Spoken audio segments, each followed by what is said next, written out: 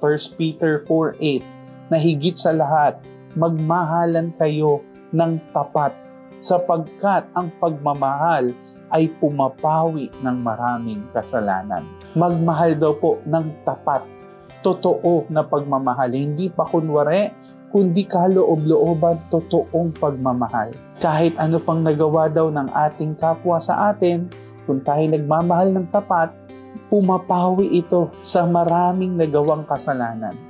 Bakit ko naman yan mamahalin? Sinaktan ako niyan. Tayo rin naman po, di ba? Nakasakit tayo sa Diyos. Hindi natin sinunod ang Diyos. Lumihis po tayo ng landas sa Diyos, pero minahal po tayo ng Diyos.